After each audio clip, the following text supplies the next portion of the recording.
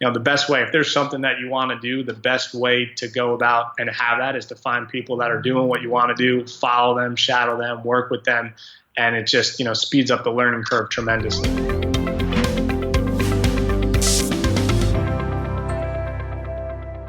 Hey guys and gals, Trevor here with InvestorCarrot, and I've got a special guest of mine, and my guest today, Doug and I have known each other for years. I'm trying to think, we'll talk about it. We'll talk about our story, how we met, all the different entrepreneurial things that he's doing, and how we skydived together to raise a bunch of money for entrepreneurs over in Africa, and a whole lot of things, guys and gals. We're going to touch on a lot of topics because Doug's a good friend of mine, has an amazingly interesting entrepreneurial background, and is just one of the good guys. It's like when you meet and really connect with someone, and you just know that this isn't just going to be a business transaction or a business relationship, but it transcends into a personal relationship.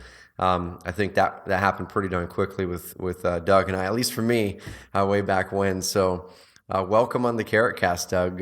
Great to have you, man. Yeah, thanks so much. I'm thrilled to be here, and I've listened to just about all the episodes as it is, or most of them anyway. And so I've been enjoying being a listener, and it's great to be on now with you. Dude, I love having you on here, and it's very timely too because we've been trying to make it work for a little bit of time, but you had a very important event just happen. Why don't you tell everyone listening to this what just happened to you and your wife? Yeah. Well, we are first-time parents. We had a baby girl named Jade on the New Year, on January 1st, New Year's baby. That's cool. And so I'm, a couple weeks into fatherhood, and it's just amazing, man. I mean, she's absolutely amazing. Mm-hmm. Dude, so I mean, you're obviously brand new as a father, and you'll find over the next 6 months, next 2 years, kind of how you're going to adjust your schedule and priorities and stuff like that. But I'm just curious, has anything, and be honest and transparent here, but has anything already kind of mentally adjusted in your priority matrix? And are you looking to adjust stuff in your business already? So things have adjusted in a handful of ways. I mean, there's definitely a new level and a different type of inspiration for me to just go out and do what I do in the world business wise and just as a human being, who I want to be for my daughter. So that has definitely, happened immediately. The other thing is I'm able to do a lot more on a lot less sleep. I used to be, where I needed 8 hours or minimally 6 hours. And if I had less than 6, I noticed the impact that it had. Yeah. Now, if I get 5 hours, 2 hours here and 3 hours here, that's a good night sleep. So. Well, dude, the good news is that doesn't last forever. I know with us, it's kind of like you're sitting there at week 3 or week 2 or week 4 and up in the middle of the night. And sometimes it can feel like forever, but it's 3, 4, 5, 6 months, and then the phase changes, and it's into a new phase, and so it's just enjoy the phase, even as crazy as it can be, because you'll look back on it and be fond about certain parts of it for sure. There's one other thing too, real quick that I'll share is, I love my wife. She's always been amazing, but just going through the whole birthing process, it's like she's my hero. It's just unbelievable. Yeah. They go through not only for the 9 months, the delivery, and then just the nursing and just, everything else. I'm talking about 5 hours of sleep. She's on a lot less than that, and the one doing the heavy lifting. But it's just, it's awesome just being present to the miracle of birth and the joy of children. So I'm smack in the middle of that right now and really enjoying it. Dude, I love it. So I'm going to give people a little bit of a glimpse on you and what I know about you, and then we're going to dive into your story and what you're doing as a real estate investor. Developing properties down there in Philly, buying houses, student housing around Pennsylvania. You own a hard money lending company. You guys are just doing all kinds of things around the real estate market. So we're going to touch base on all those. But one of the things, man, I really respect about you, of many, but one of the things I really love is how you and your wife have been big on travel and really been big on making your business, making real estate so it's structured to serve you guys as good as possible, you guys and your clients and your team members. And you guys travel a lot. Now, you guys have been on multiple extended trips. I'd love to kind of open that up for convo here in a bit. Of course, you are part of my mastermind that we hold a couple times a year, and so we get to connect there a couple times a year. And we've also been in some other programs, Strategic Coach, where we got to get together once a quarter. And man, how do you feel? I guess what do you feel that entrepreneurship, what's the purpose for entrepreneurship in your life? Because you have all these aspirations to travel and the impact you want to make. Could you make that without entrepreneurship? And what role does entrepreneurship play in your life? So for sure, I would not be able to make the impact and do the things that I want to do if it wasn't for entrepreneurship. Mm-hmm. And I'd say sort of what entrepreneurship means to me and sort of why I chose entrepreneurship has changed maybe when we get into some of the details, but real high level, I've just always been a person that wants it all. Like I just want it all. And not about me, Doug Fath, but I believe anyone can have it all. Mm-hmm. And it takes, you need to structure your life and set things up a certain way so that you create a foundation for workability to have all of whatever it is that you want. And for me, I've just found that entrepreneurship is that foundation. It gives you that freedom, and it really is that entrepreneurial mindset where literally anything is possible. Mm-hmm. So if you start from the premise, anything is possible, you then can start to ask the question, well, how can that be possible? Whether it be extended travel trips, whether it be, something else that you're passionate about. And so for me, that's really, I'd say fundamentally where I started with it. And then over time, it's shifted in terms of what is having it all look like. It's not just about me and the business and travel, but it's also about making a difference in the world, right? Like helping others, impacting others. And so, we've been able to incorporate that into, what entrepreneurship makes possible. Dude, so give people a little bit of a snapshot on what your business setup looks like. What are you doing in business right now and all the multiple kind of working parts of it? Yeah, sure. So essentially there's really two businesses that I own and operate. I have a real estate development company. And so in that development company, we're developing either land or warehouses or buildings. And we're primarily doing multifamily residential as well as some mixed use projects on the development side. And most of that stuff is to hold. Mm-hmm. Some of it is to develop and sell as well.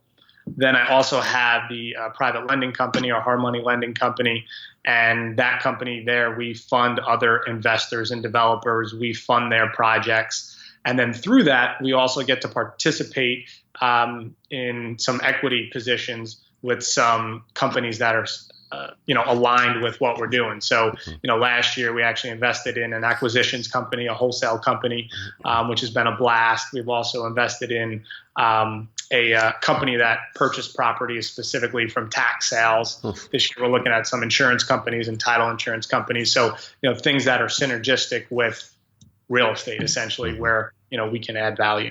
And you and I, kind of fast forwarding to today, you and I have been working on some projects together, me as a private lender with your company. We'll talk about that and how that works and why I fit that into my investment portfolio. But I want to roll all the way back, man. So you and I met, I think it was probably 2008, 9, 10, around there. I can't remember the specific year. It's probably 10, actually. Actually, it was 2008. Was it 2008? It was at the, I think we connected before, but I think we first met face-to-face at the Underground event at Yannick Silver's there. That's right, in Washington, D.C. So we met there the first time. And then, man, I've told the story a few times that it was at the end. Man, my life list is on the desk behind me, but it was either at the end or the beginning of 2010 when I had written my first life list. And it was something I sat down and wrote it on a piece of paper, which that exact piece of paper is still in my office. It's all crumpled. And I've had to rewrite with pen over the top of some of the pencil because it was wearing off. But one of the things I put on there is like item number 4 or 5 was skydive over a tropical ocean. And I'm like, I don't like heights, man. I'm not a heights guy at all. And I kind of wrote it down because I thought it was one of those things that you just do. Your life list is skydiving or something like that. It's something adventurous. And when I wrote it down, I really didn't have the intention or belief that I was probably going to do it anytime in the next 10 years. And I get an email from you, a couple months later, maybe not even that. And it says something to the effect of, I've got this mastermind that I was invited to, and I think you might be a great fit. And I looked into that, and it was such an amazing invite because the people there were just awesome. I mean, name off some of the, you don't have to name names, but some of the people that were there that were just amazing entrepreneurs. And you got Ryan Alice, founder of Eye Contact, and of course Michael Simmons, who who put it together with Jason Duff, and we're gonna have Jason on a podcast here soon. Was it the founder of Redbox was there speaking to us? Was it Redbox? Yes, Jeff. I'm drawing a blank on the name, but yeah. Yeah, so it's amazing people, and I could not pass the opportunity up. And then out of like the cosmic, whatever it is, how things are aligned when you set the intention, I get an email within another week or two after that from you or Jason saying, "Hey, oh, by the way, there's this fundraiser we're doing, and we're going to skydive and to raise money for microfinance charity." And I know that's one of those moments in my life where at first I'm looking at going, "Man, I'm not going to do this. I'm not ready to go skydiving." And then I looked back at my life list. I'm like, "Man, there's some reason this popped up. This opportunity to go to this amazing mastermind that I didn't even feel like I fit in with. Like I was not at the level of those guys." And then this opportunity to do one of the things in my life list right there, and it was such a blast. We did the skydive, and I got back home, looked at the picture, and the picture was me skydiving, just the way that he took it, me skydiving with the tropical looking ocean out there in Florida behind me. I'm going, what the heck is going on? So I know you're a big goal guy. How has putting out those intentions and goal setting and things like that made a difference in your life over the years from the time you got started to now? I mean, I would say it's made all the difference, and I mean, you can go back, there's tons of, studies between Harvard and other things like that where they, monitor people that write down their goals and put it out there and how much it increases the likelihood of achieving that. But for me, I mean, like, that's how I live my life. I'm very structured, very goal oriented. And it is cool, even though I am that way and often have my eye on what's next. It's great when you have situations like that, sort of that you just spoke about sometimes, where it sort of creeps up on you, or maybe you wrote something down and you sort of forgot about it. Mm-hmm. And then after you do it, you go back and look and you're like, wow, not only did I skydive, but there was even more detail that I created around that goal, and it happened exactly that way. And I didn't realize it until looking at it in hindsight. It sort of gives you chills sometimes. It does. Just like, but I believe that's the power of intentionality, right? Of putting it out there and then, taking actions in alignment with that. So, I love hearing that stuff and I love doing that stuff. So let's go back to your beginning. How did you start investing in real estate, and what came before that?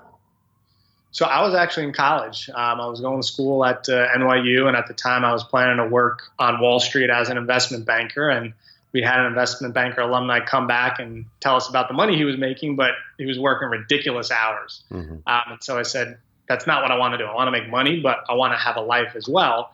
And I started reading books on entrepreneurship. And one book in particular, Rich Dad, Poor Dad, was a book that sort of started everything for me and opened my eyes to this whole other way.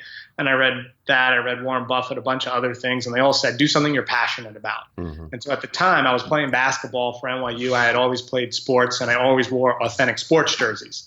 So I said, let me start a business selling jerseys. Had no business experience, no idea what I was doing. And I honestly wasn't expecting it to be successful. I started it to just learn business. Mm-hmm. And I was fortunate. I lucked out. I had the right product at the right time. And I got accounts with all the suppliers right before throwbacks got really big, like in the hip hop community with Mitchell and S. So I'd place an order on my credit card before the bill came due. I sold out of the inventory. The bill was even due. And so that sort of launched the sports apparel company. And long story short, a year before my senior year, I realized that sports apparel, the authentic sports jerseys, was a bit of a fad. Mm-hmm. So I took the year off with the intention of selling that business and getting involved in real estate. So the year before my senior year, took the year off, and I just read every real estate book, invested in my education, went to seminars, all of that. I found some mentors to work with for free. I wasn't getting paid, but that's really where I learned hands-on how to invest. They were investing all along the East Coast.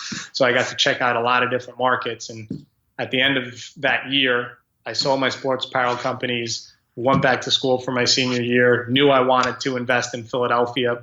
And my senior year, I was going to school full-time 4 days a week and driving back and forth from New York to Philly 3 days a week. And I bought my first 4 properties my senior year of school.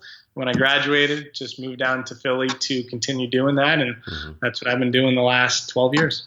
Dude, so there's a couple really cool key decisions there that you made during that time of your life. So one of them that I kind of want to unpack a little bit is you consciously made a decision to take the year off. And why did you do that versus plowing through that year and then maybe adding on your research and your other business stuff on the side? And I'm not saying either way is right or wrong. It's a really key decision you made. So why'd you do that? So I just felt with that market in particular, I mean, sports apparel and jerseys were always going to be around, but the craziness that was happening in the hip hop community with those jerseys, like I knew that wasn't going to last forever. Yep. So I wanted to take that year off to sort of strike while the iron was hot and make as much money as I could during that year with the intention of selling it, because I didn't want to put a lot more money into a business that I felt was about to peak. So I wanted to make all the money I could that year, sell the business, and then take that and parlay that into real estate, which is why while I was working on selling that business, I also took that year to get educated in real estate, start working with real estate investors. Because I think, the best way, if there's something that you want to do, the best way to go about and have that is to find people that are doing what you want to do, follow them, shadow them, work with them. And it just, speeds up the learning curve tremendously. Dude, that's cool. So you're spotting a trend and capitalizing the trend, move over to real estate. And we'll talk about trend spotting later and how you're doing that in the real estate market, because that's really, really fascinating stuff. So you moved there, you bought some properties. One thing I know about you that I don't think you mentioned was you're a student housing guy. So were those first four properties student housing properties, or were those not? So the fourth one was. The first three were not. I actually stumbled into student housing, and we'll come back to trends and demographics in a moment. But my strategy from the beginning was I just wanted cash flow properties. It had to make money every month. I had to have at least 25% equity. So I started out buying low income housing. And one day I was looking at this property that I thought I'd rent out for $750 a month. And the seller's like, no, you could rent that to students for $2,000 a month. Jeez. And I was like, so that was the beginning. Now, it turned out that property, there's no way I was going to rent that one to students. He was doing a sales job on me. But that is actually how it opened the door for student housing. And when I started looking into it, I saw that the demographics were there. There was, huge demand for student housing and not enough supply. And, sort of stumbled into that. But once I saw that, then again, sort of striking while the iron's hot, I just focused solely on student housing for how many years? I don't know, probably 7 or 8 years in terms of my real estate acquisitions. It was primarily student housing during that time. Are you finding that the student housing market has changed just in the past 2 or 3 years with all the student debt and kind of the changing in the psyche of America anyway on the value of a college degree? So it definitely has. I don't know if that's why it's changed yet. I actually think what you just mentioned is going to have an effect, and a pretty big effect. I actually don't even think that's hit yet. I think what has hit yet, it's like anything else. When there's hot markets and hot niches, that's where money flows. So much money has flowed into student housing that, I haven't developed any new student housing in 4 years, where for like 8 years straight, we were putting up multiple buildings every year. And that was because prices, got significantly higher. Rents actually started to dip a little bit. So I still have my portfolio, which is fine. But in terms of new stuff, we just haven't added to that because of just where the market has gone. Like pricing has gotten insane. And I guess you could probably say that a lot about a lot of different asset classes, but certainly with student housing, we found that to be the case the last few years. So for people that are doing student housing or looking for it, I know just in the years that we've talked, there's some things that you've learned to kind of protect yourself as a building owner with student housing. What are a couple of things off the top of your head that you have to do if you're owning student housing? Well, the greatest thing about student housing is you get mom and dad co-sign, right? So if you have a 4-bedroom apartment or house, not only do you have 4 students sign, you have 4 co-signers sign. So you have 8 people on the hook. So one of the things I loved about it was I don't want to say never, there were very small scenarios, but we basically collected every single dollar of rent, with student housing, where you compare that to low income housing or your typical real estate rentals, that it's pretty unusual. So we were able to charge more in rent right? Because it was renting per bedroom, even if it was a single lease. And we had more security because we had more co-signers on the hook. So those were some of the nice advantages of that. Sweet, man. So student housing, yeah, that phase, but you've made a transition. So what was the transition that you moved into after that student housing binge?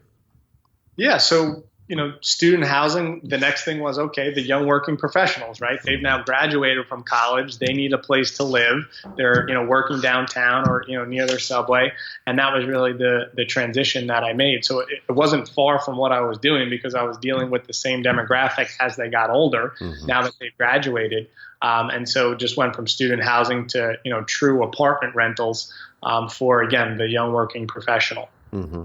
And you're in Philly. Are you 100% in Philly as far as your properties go? Have you concentrated there? Yeah. So in terms of rentals that I own, that's all been in Philly. The lending stuff is outside of Philly, but all my development stuff that I've done today has been in Philly. Mm-hmm.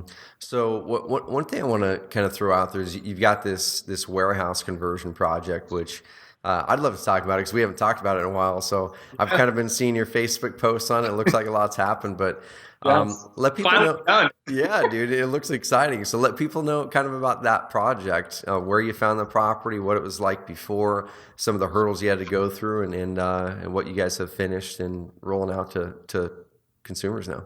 Yeah, so that was an interesting property in the sense it was a 5,000 square foot warehouse, which we ended up converting to a 7,000 square foot warehouse, and it was actually zoned single family, which doesn't make much sense, right? It was abandoned, and so we acquired the property. We had to go through zoning to get a variance to change it to residential units, and we were able to get it approved for 7 lofts. And so we, renovated those. Again, we added some square footage on the 3rd floor, and so we've got 7 units in there that we're renting out now, and it's just cool. Like I'd say it's probably my favorite project that I've done to date. It's just a cool look. I love sort of repurposing stuff like that, and it's got just like behind you, that exposed brick that you got behind you there, that loft style feel. Like it reminds me, being from New York, it reminds me of New York, and it's just a cool vibe. And we just started putting them out to rent, and so far they've been going like hotcakes. So it's been great. So how'd you fund the deal? How'd you make that deal happen? So this was a owner that we tracked down. So the majority of the deals that I've done and that I've developed, we have specific areas that we target, and we'll look for vacant properties or vacant land that we want to acquire. And then we'll skip trace and track down the owners, get in touch with them, and negotiate and put it under contract. That's typically how we get our deals. And then the funding, where'd the money come from? So we raised some equity for that deal, and then we also got bank financing. And now, once we're fully occupied, we're actually going to refinance and into a Fannie Freddie loan and get some non-recourse financing, which I'm super stoked about because all the financing I've done to date, I've been on the hook personally guaranteeing it.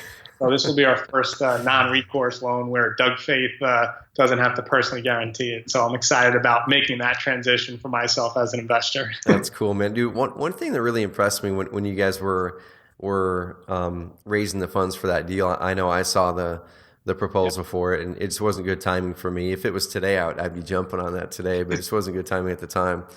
And it really impressed me that you guys were not trying to give the investor as little as you guys could possibly give them. I mean, it was a really generous deal that the investor was getting. And we don't have to talk about details on it unless you want to, but it was a really generous deal. And I'm looking at it going, man, this is going to get snapped up really fast because it's a great deal. And as long as you trust the developer, as long as you trust you, it's almost a no-win, for on the investor side. So kind of what's your psyche there when you're partnering with people on the lending side or a money partner, on how you motivate them and make sure that they know that they're valued? Because you could definitely tell you guys did value the investor in that deal. Well, certainly appreciate that feedback, and it's nice to hear that. And we do make efforts to do that. When I put out sort of investment opportunities, I try to make it as much as a no-brainer as possible, or put myself in their shoes, right? Like, how would I need to present this deal to myself where I'd be like, okay, I want in on this, let's do it. Yep. And so I think operating from that context, has allowed us to put out stuff that's favorable. And I think that's the thing. A lot of new investors, a lot of times when they go out and raise money, they're just thinking about themselves and getting the deal done. Yep. And they're like, oh, I can't raise money, or I'm having difficulty raising money. Well, yes, of course you've got to think about yourself, but you need to think about how it's going to be received on the other end. And if you can give favorable opportunities to people and make them money, you're going to end up having more money than you know what to do with. Yeah, and that's the way that I saw that proposal. And being honest, I mean, you and I have been friends and stuff, but just seeing how you structured that and seeing how that deal and your other projects have gone, it made it a no-brainer to work with you guys on the private lending side of things. And so we'll talk about that here in a bit. But one thing that is I've always been really impressed about you, and I think you and I have a lot in common in this side, is you've really built meaning into your business. And I think a lot of real estate investors, they struggle with getting beyond the transaction. They're in business so they can close those 1 or 2 or 3 deals a month or whatever their number is, and they don't ever get beyond the transaction as their why. Their why is to go out there and chase the next deal. Right. Walk people through why you named your development business Wealthy Passion, first of all, and what is your wealthy passion? Like, what is that passion you've got behind the scenes that is part of your why that isn't really chasing deals? Well, and it really is, as the name says, wealthy passion, but like really creating wealth, doing what you're passionate about, doing what you love to do. And so I think a lot of times people feel like it's got to be mutually exclusive. Like I either have to make money or do what I'm passionate about or do what I love. And, I think the two can absolutely be, married together. So, what excites me is exactly doing that, doing things that I love to do that create wealth and make money, and also making opportunities like that for the people I'm working with, whether it be investors, whether it be, people that I'm partnering with, whether it be, people that we're lending money to. That's really one of the things that I actually think sets our lending company aside, is because both myself and my partner, Jeff, like we get juiced up about really understanding the people that we're lending money to, like how does that help them achieve their goals, right? Or investors that we're working with. Yeah, it's great to take their money, but, in the grand scheme of things, what is their, big goal, and how does this fit in and help them achieve that? So that it's not just about making money. Yes, you need to make money, and you need to continue making money in order to do those things. And as you would say, amplify, right, the difference that you're going to make. But, again, which for me, it goes back to having it all, right? Going back to what we were talking about earlier, both creating wealth and doing what you love. Dude, one of the coolest things I remember us talking about is at one of the strategic coach sessions, back in 2012 or whatever year that was, 13, whatever year it was. Time flies by. But how you were talking about this side of your business where you were going in and using something that is a skill set that you guys have, and taking the projects and helping to, correct me if I'm wrong in these details, but helping them to finish their renovations or reposition the project, and maybe they didn't have the knowledge or the skill set or the money to do so. And you'd go out there and help them really increase the value of their property when they might have been ready to give up, on their deals because they had these properties that weren't performing or that weren't fun to do. Kind of walk through to people those problems that you were identifying that many investors were having, that you were able to go through and help many of them solve with that service you're running. Yeah. So, and you're right, that was a few years ago we were doing that service there, but essentially we had identified, or opportunities were coming our way where there were other real estate investors, I'll call them operators, that had a portfolio of properties. Just for whatever reason, they were doing a poor job of operating their portfolio. So, they actually had equity in their properties, but they were no longer cash flowing. Maybe there was vacancy.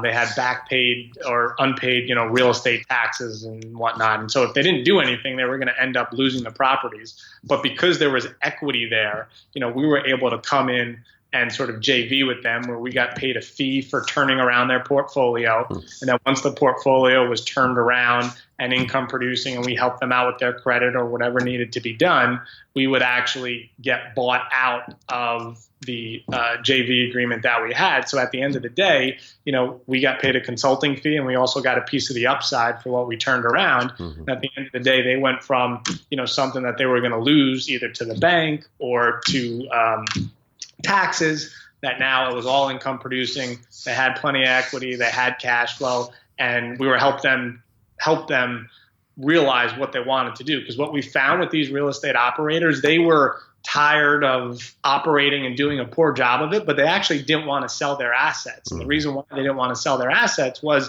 because they had a vision at one point of having this cash flowing rental portfolio. And it was like this emotional thing where they didn't want to sell it, but if they didn't sell it, they were going to lose it. So we were able to come in, again, listen to what their goals were, understand the obstacles, and create a win-win situation. Dude, one of the things I love the most about that is I think a lot of people, they get stuck in this one track mindset of I'm a wholesaler, I'm a flipper, or I'm an apartment person, or whatever it is, and they think that it's kind of the old saying of when you got a hammer, everything looks like a nail, right? And so they go after everything, trying to wholesale or trying to flip or whatever. And one thing that you guys did, which is amazing, we did the same thing here with Carrot, and I would really urge people listening to this to do the same, is to really pull back and go, man, what am I great at? What am I really good at? What am I probably better at than a lot of the other investors out there doing things? And can you go to all those other people who are in the business that are struggling with what you're good at and find a way to partner with them on stuff? I mean, if you're a wholesaler and you're amazing at buyers, go out there and try to find a way to help them get buyers or sell their properties or whatever. If you're a wholesaler and you're amazing, or whatever it is, if you're amazing at filling properties with great tenants, go out there and find all those people who are struggling with it and help them do it and find some way to capture on the upside. Or like us, we're great at generating leads online, and we're like, well, let's see if we can help other investors do the same. And now we help thousands of them. So, man, that's really cool. You guys identified a skill. You've got all this demand where they already started the hard work. You guys just go in and inject your skill, and it worked well for everyone.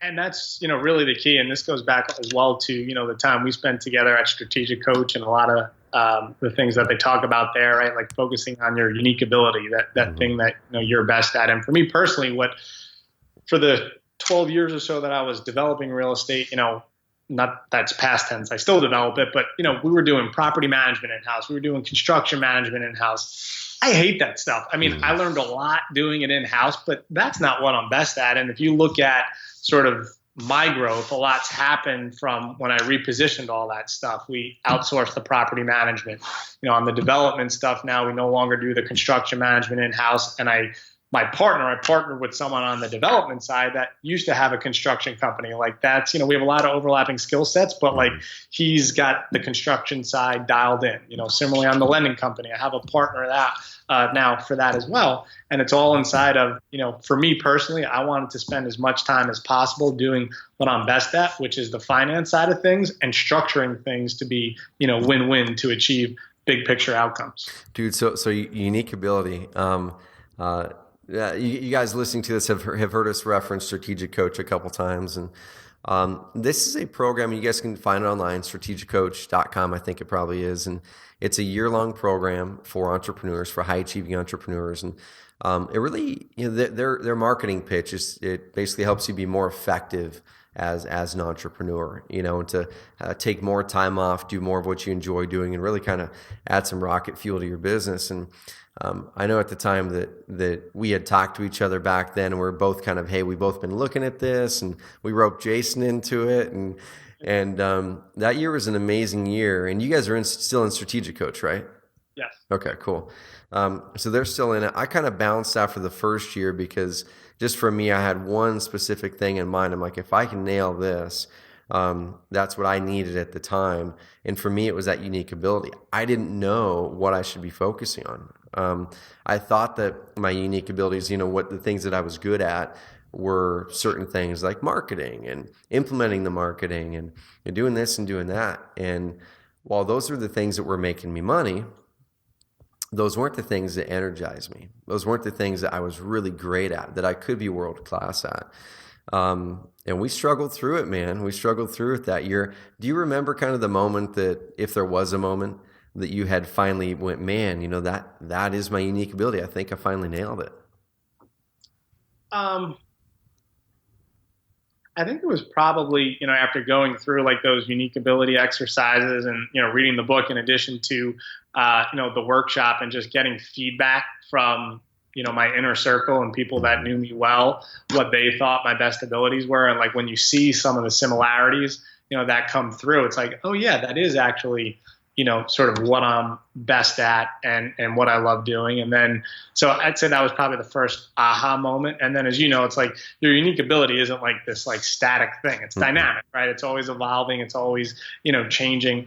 But I'd say that was probably the first time where I was like, oh, okay. And then again, it's just cool even talking back to 2012 to now, because I feel like for me, that was really like the genesis or the beginning of the transition that happened with my core business that's now led into the main development and lending company and just everything I'm doing now. And, it's awesome. And for me too, it's been, share this thing and then we'll move on, but it's also been an evolution because, Trevor, you and I met when we both had real estate education companies. Yep. And, as you know, I'm super passionate about, financial education. And, when I ended up getting out of the real estate education space, it was always sort of like a missing for me where I wasn't able to, fill that void. And after, honing in on my unique ability, that was one of the things that the private lending side ended up being such a natural extension because, like, yes, we're lending capital, but we also do a lot of coaching, consulting, strategy with that, again, to help them achieve their goals. So I was able to, like, scratch that itch and thing that I'm passionate about and, sort of roll that over into the new business. And it's just been a great fit. And dude, and it sounds like you're doing that coaching, consulting more toward the ideal type of person you're wanting to work with. And I think that was probably one of the issues before, and going to be completely transparent with people on this call that in any type of business, there's types of clients you want to and should work with, and there's types of clients you shouldn't. And not trying to be mean or anything like this, but there's certain clients that you just cannot give time to because they're going to zap it all, or they're going to bring you down, or they're never going to follow through and implement it.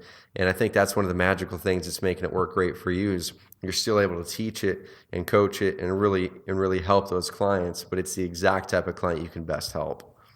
Exactly right. Which is cool. So on the unique ability side, and I want to kind of address this and we'll kind of move on to the next topic is you guys might be going, okay, what the heck is unique ability anyway? And I know for me, one of the reasons that I went through that journey with Doug and with Jason, who we will be introducing you guys to on a future episode of the Carrot Cast. He's an amazing entrepreneur. He's our age, a real estate developer, taking over the one town in Ohio, just developing the entire town. Owns a marketing. I mean, he's an amazing entrepreneur. You guys he does it all literally. Just an amazing person. You guys will get to meet him on a Carrot Cast. But we were in Strategic Coach together for that year, and like I said, my aim going into it was, and I've been very, very vocal about this phase of my life. 2010, 11, 12. It started 2010, 11, 12. Anyway, it wasn't the best years of my life. There was nothing to complain about. Amazing family, made a great income. A great business partner, great people here locally. I'm just looking at it going like, why was I not happy at that time? And really looking back now, I wasn't happy when there's all indications that I should have been because I wasn't working on the things day to day that I loved. The majority of the things that I was doing the day to day zapped my energy. I would get done with that day looking back, going, man, I did a lot of stuff, but is this all that there is? Is this all that there is in my business? And there's got to be something greater. There's got to be something greater that I can make an impact for. And man, I didn't become an entrepreneur to be in a grind, perpetually. And for me, the one thing that for me cracked through was the coach at Strategic Coach that we had.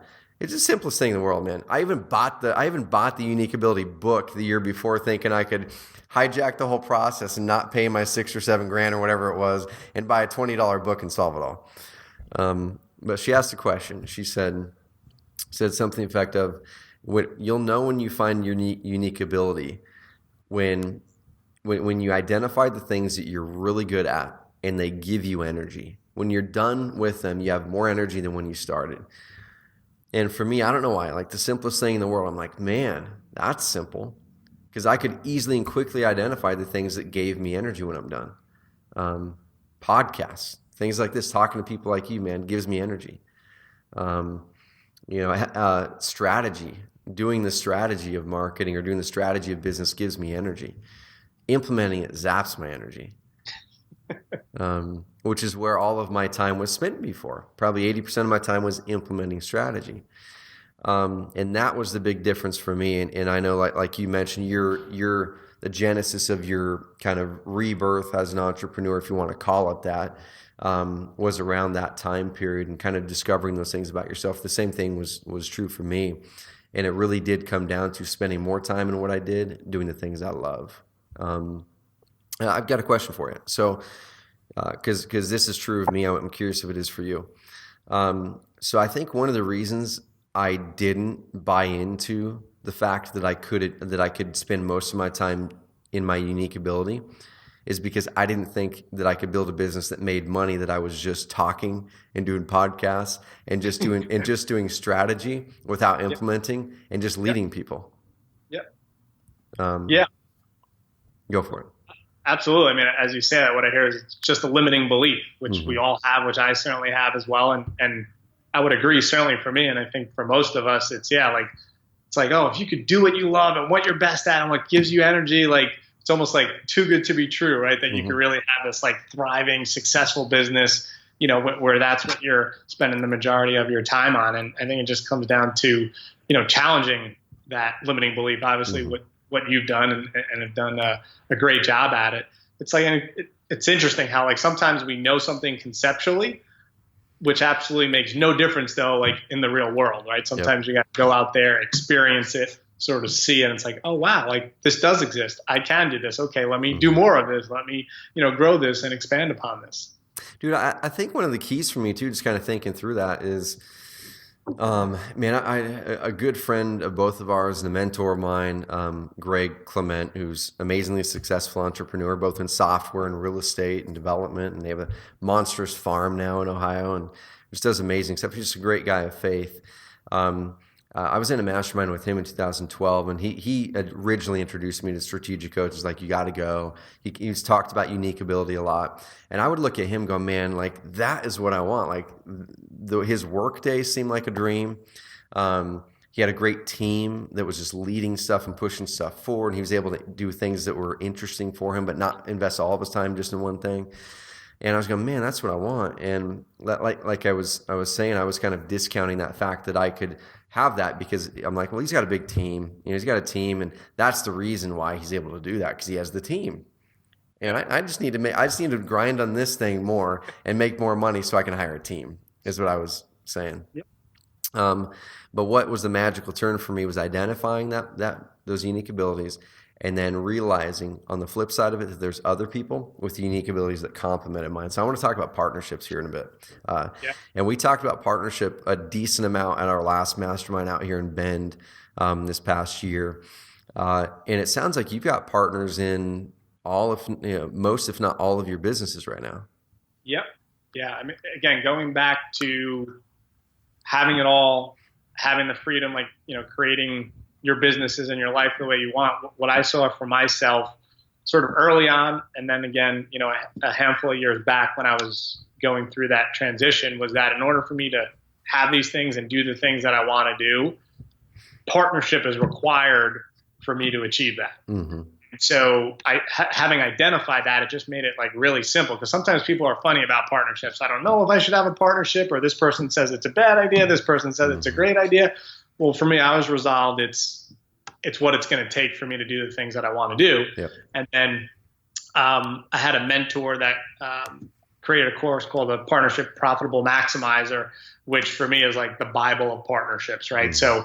So I use that in any partnership that I get involved with, and I really feel that's sort of been the bedrock and one of the reasons why the partnerships that I've had so far have been successful. Now, I've had partnerships that haven't worked as well, but when we talk about my two main partnerships so far, I think a lot of that is because of like going through the exercises in that.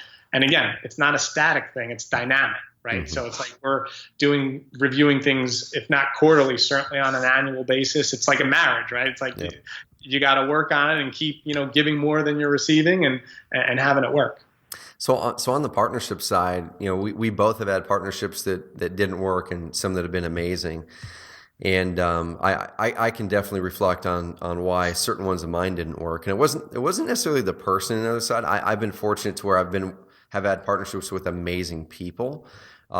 It was that they were probably the wrong person for that business. Or we were too much alike was the issue with one of them. Dude, what did you find are some of those keys with your partnerships where it's like these are my keys if I'm going in a partnership with someone that I've got to do this or they've got to check these boxes? Yeah. So first, high level, I'd say the key is you need to discuss and put on the table like the stuff that you don't want to talk about or questions you're afraid to ask or bring up. That's most important.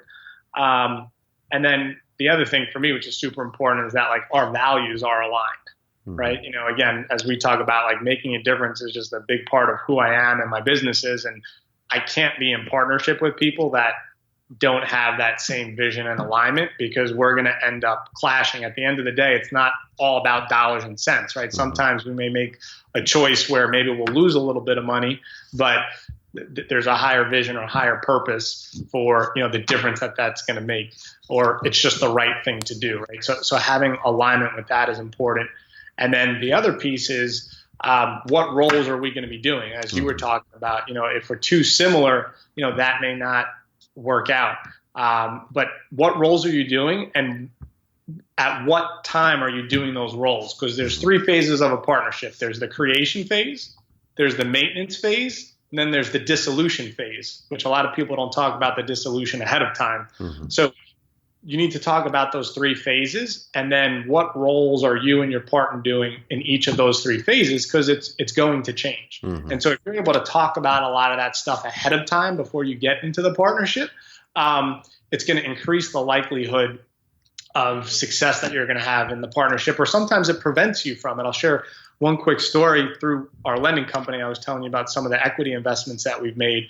We were looking at an equity investment last year where we've been talking with them for about 7 months of actually partnering with them. We went through the entire, you know, exercise and workbook. And after 7 months, we ended up choosing not to partner with them. And it was extremely frustrating. It was extremely disappointing because of the time and money that we had put out.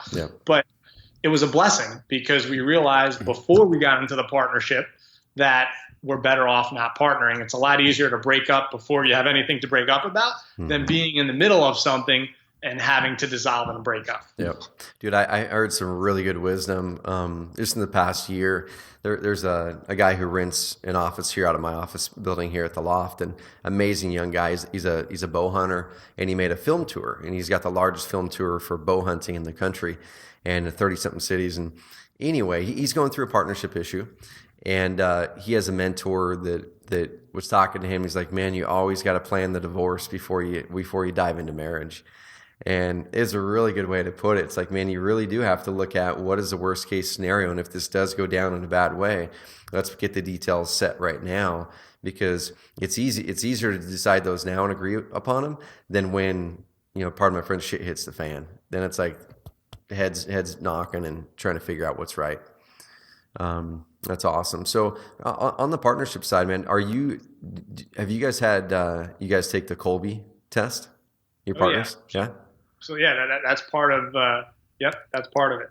Okay. So everyone listening, there's a test called the Kolbe test, Kolbe, and you can take it. I don't remember if it's the Kolbe B, Index, or A, or whatever. It's the $49 one, or whatever that is. But we have every single one of our team members take it before you ever get hired here. And I can tell you, man, that has changed our business in the way I look at hiring and partners in a massive way. Yeah, absolutely. It's massive way. Yeah. Partners, employees, I mean, everything. It's super indicative of how we as human beings just naturally operate and react to life and what we're doing. So where do you land, man? Do you remember what your score is, at least on the follow through and quick start? So I'm a quick start, right? I'm 3.583, right? Okay. So when it comes to quick start, I'm an 8, right? So I'm like, let's go right away. And then follow through, is it 5? I think follow through is the 5. Yeah. So, which again, going back to talking about partners and, while we do have a lot of overlapping skill sets, my partner Jeff on the lending side, like his follow through, I think is like an 8 or something. Oh, really? Jeez. Yeah, he has a much higher follow through than I do, right? So it's awesome in the sense like I'm quick start, let's go. And then, when we got to take things to the finish line, I taper out because I'm about a 5, and then he's clutch, getting it done and getting it closed, right? So that's just one example of, how how we use the Colby score. Dude, it's so powerful. We could do a whole call just on that. But yeah, I'm a 5.2 8 something. I don't remember what my last one is, but I'm a 2 on follow through and an 8 on quick start. So you can imagine what it's like to work with me, right? Because you know that you're an 8 on quick start, which means we have ideas. We love ideas. We'll say yes to lots of stuff, even stuff we probably shouldn't say yes to. We're visionary. We cast a vision, and we hope that we can cast that vision for other people, and they can kind of go alongside that with us. And we're comfortable working on many things at once, and even leaving some things halfway done. And that's kind of one thing that is one of my MOs. But on the flip side of that, if you're partnering with someone who's also a high quick start and low follow through, that was one of the reasons a previous business of mine didn't work. Both of us were the same. We had tons of ideas.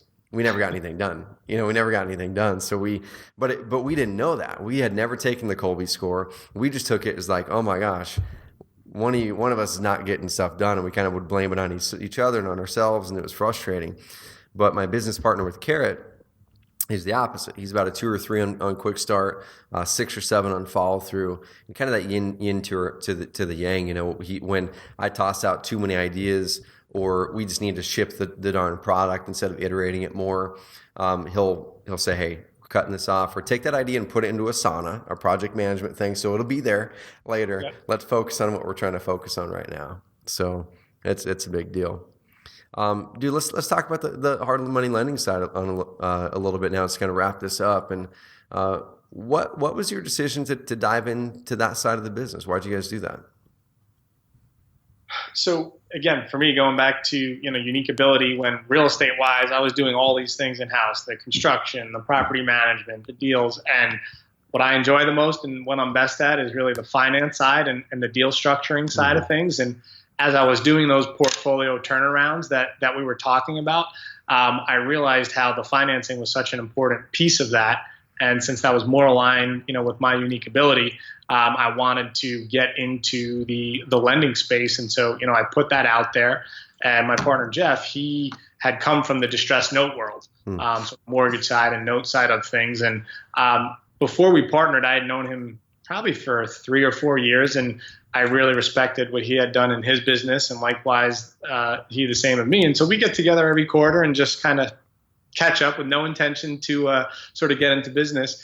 And as I was looking to get into the lending side, what I found in the apartment market and the student housing market was pricing just was getting really insane. What Jeff found in his mortgage and note business was pricing had gotten insane. Stuff that he had bought in 2008, 2009 at 15 cents on the dollar was now 50 to 60 cents on the dollar. Oh, wow. Yeah, so we both saw these same things in our separate businesses, and at the same time, we saw an opportunity to really build the lending business and be local and really just make a difference locally for working with experienced investors to help them grow and scale their portfolio. Is there a sweet spot of the type of deal and type of borrower you're looking for with and first of all, the name of the company is called Legacy Capital, so you guys can look them up. Legacycapital.net, is it? Or is it LegacyCapitalPA.com. That's right, LegacyCapitalPA.com. So what geographic? I was going to say, it's a great website. It's powered by this company called Carrot. Yeah, that's right. So it's funny, man. There's been a lot of people over the years who have asked us about private lending websites or hard money sites or something. And I was putting it off. And then finally you hit us up and like, it's time to do it. And I'll work on it with Doug. And that's where my high quick start, low follow through kicked in. And where where I didn't bring a high follow through in alongside of me early enough, and the project took way too long. But now we have a handful of people with some hard money sites that we've been working through. But anyway, yeah, you guys are on that with us, which we're grateful and amazing. But what's that sweet spot for you guys on the borrower side? Yeah, so for us, it's experience. It's not the newbie. It is experienced investors that have a track record, that have done a handful of deals. Oftentimes they've gone out and they've raised either private money, they've used some bank financing, but the issue is their financing sources have been tapped out, and they're now growing and scaling, and they're running out of money. And so we're designed specifically for operators that are growing and looking to scale to sort of help take them to that next level, whatever it looks like for them. Mm-hmm. So, we've got borrowers that do, 3 to 10 deals a year, where borrowers that are doing, 70, 80 deals a year. So I know that's a pretty big spread there, but in all those situations, wherever they're at, they're growing and looking to get to that next level, and just sort of putting in strategic coach terms, or hitting their ceiling of complexity, where they just can't go any higher unless they do something different. And part of doing things differently is their capital stack, which we're able to help them with. Dude, there's this one example you were giving me, just in the past year that we were talking about, and this is really important for a couple of reasons, because I think it can help people shift their mindset around the way that they position their product and their offering. And you guys don't offer the cheapest rates in the world, probably. I mean, you guys aren't the low price leader. You're not Walmart of private lending. So there was a specific case that you were mentioning to me, and we can dive into as much as little detail, but where the borrower then went off and found that his brother or someone could find a cheaper rate somewhere, right? So then you guys were talking through it. Is that something you'd kind of mind sharing, that example, and then also why it's so important to work with a lender that does things the way that you guys do it? Because the way you guys do it is very, very important. It's not just lending money out to people at low rates. Right. So to your point, we're not cheap. We are expensive. And part of that is because it's not just capital we're providing, but again, it's the strategy and the consulting side. But we're also straightforward and transparent, which I think is important. When I'm wearing my developer hat, I'm going out there and working with banks and lenders, and like the things that I've hated about that experience, we really look to craft and create solutions on the lending side so that our borrowers don't have to deal with that when they work with us. So we had one client who's really become our biggest client so far, where he had introduced his brother to us. We had a conversation with him, and then he went out and used another lender, and his brother, who's our client, came back to us and was like telling us about the experience. And he was saying his brother had, a horrible experience, but he was able to get a cheaper rate. So we said, send us over the HUD, let's take a look at that. And long story short, there was, some junk fees in there combined with how they were charging him interest. It ended up being a much higher interest rate than they thought that they were paying. So like when we added up all the numbers in terms of what it would cost, it actually would have been cheaper to use our money than the loan that he got. And as I said, our money isn't cheap, right? But in that scenario, and how that came about was he just wasn't clear, right? His lender never gave him the list of the fees ahead of time and this and that. So he thought X, Y, and Z, and it just wasn't the case. Dude, what was that kind of the big breaking point? Was it on, I can't remember, was it on when they draw the money out? There was some sort of scenario where. Yep, exactly. Yep. So they were paying on a full amount of interest, from day one, regardless of what was drawn. So that's key, guys and gals. So if you're listening to this and you're working with a lender, make sure you know the details on it and when you're actually paying that interest rate. Because like Doug said, I mean, you want to make sure you're ideally working with a lender who's only charging when you got the cash, when you're actually working on the cash. And or if that's not the case, you just know all the terms. Whatever it is, you are very clear in the terms. That's what it is. It depends, right? Because that was a large loan amount, but sometimes on those, lower dollar amounts, we do structure it that way as well, because you need to, because it's a smaller loan amount. But again, it's all about transparency and making sure that the client understands, what's going on, because surprises at the closing table are, it's the worst feeling. You have it sort of like that visceral reaction when you're at the closing table and, you feel like what's that expression? Wool's being pulled over your eyes. It's not a fun feeling. Yeah. Well, dude, this has been an awesome talk, and I know we could talk for hours just on entrepreneurship stuff too, and completely non-real estate stuff. I mean, we have some great conversations when we're together at the mastermind and just talking on the phone and stuff. And we'd love to have you on again sometime and talk kind of more about that stuff. But dude, any I guess before I was gonna say any parting words, but I want to ask you two questions and then parting words. So. You and I are big on growth. What are you growing in right now? What's your number one priority? Like, man, this is where I want to grow. So the big thing for me that I started last year was getting back to reading. So I created a goal of over the next 25 years to read 1,000 books. So that's 40 books a year. And I read 47 books last year. Did you really, man? I did. Cool. and I track it. I got the metrics and all that. Yeah. So that's been really big for me for getting back to reading, because I'm super passionate about reading, in particular, like business books where I can learn and grow and implement in my life, whether it be business wise or personal wise, but reading and being able to implement. And that just excites me and lights me up. So there's a focus there for me to continue to grow and expand on that. And, I followed suit, sort of inspired by some of the stuff that you've done in the past with book clubs and whatnot. So I created one last year, and I'm getting ready to create another one this year, because it's just helps me being held accountable. Not for all 40 books, but we'll get our somewhere between 6 to 12 books in the book club. So that's about a quarter of the way there for me. Dude, you've been crazy consistent with that, and I'm just really proud of you. You've been really consistent there. Second question. So you were able to go to Berkshire Hathaway's shareholder meeting. Was it this last one, or maybe the last two? I can't remember. Yep. What was your biggest takeaway from going to that and being in that room with Warren Buffett and Charlie Munger and hearing their wisdom? So two things that came from the book club. So during the book club, we read, Buffett, The Making of American Capitalist. We read Snowball, and we read Charlie Munger's book, Poor Charlie's Almanac. So that sort of manifested out of that.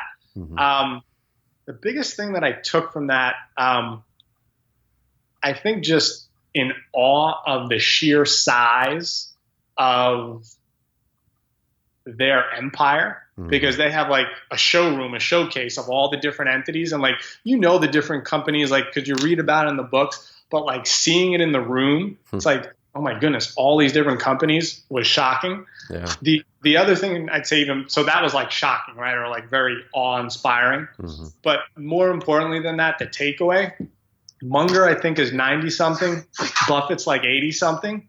These guys are sharp as a pistol. I mean, forget about how they look. They are like, so Jason Duff came with me to that event too. And I was joking with him at some point, because Buffett does most of the talking. So Munger's just sitting there. I'm like, it looks like Munger's dead. Like, he's kind of like this, right? But when he turns it over to him, like, he doesn't skip a beat. So, for me personally, like, I want to be that. I want to be 88, 90 something years old, still doing what I love, building businesses, investing businesses, passionate about what I'm doing, and up here in my head being sharp, being able to do it. So I'd say that was really the key or the biggest takeaway for me. Dude, I love it. And that's an amazing spot to stop. And man, I just really appreciate you taking the time. I know time is precious right now, especially in the first couple of weeks of your new little one. And congratulations once again. And hoping to see you soon here at our next mastermind if it happens to work out. But either way, man, just really value our friendship, and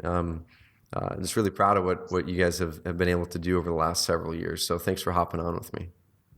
Yeah, well, thanks so much for having me. I appreciate it. I love this stuff. And, as you know, I value, our friendship, and in a lot of ways look to you as a mentor, just even from the family side. I mean, you got a beautiful family, and the way you raise your kids, it's, inspiring. And I've learned a lot just from being around you, and even what you've created with Carrot and the culture there. And, as you know, there's a lot of things I've already borrowed from that, in my companies. And so, I love what you're doing, and, keep inspiring me and everyone else that you're doing that for. Dude, give me 1 second. Give me 1 second here.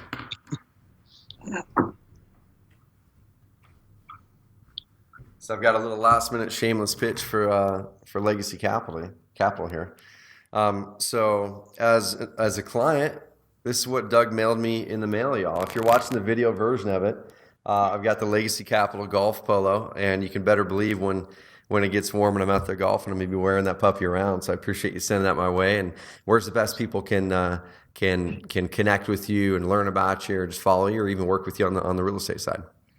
Yeah, the best place would be just to go to legacycapitalpa.com. We got a blog on there. My bio's on there. And then if you want to reach out, we got our phone number on there, or you can fill out the contact form and reach me that way. Perfect, man. Well, Doug, I appreciate it. Everyone have an amazing rest of the week, and we'll catch you on the next CarrotCast.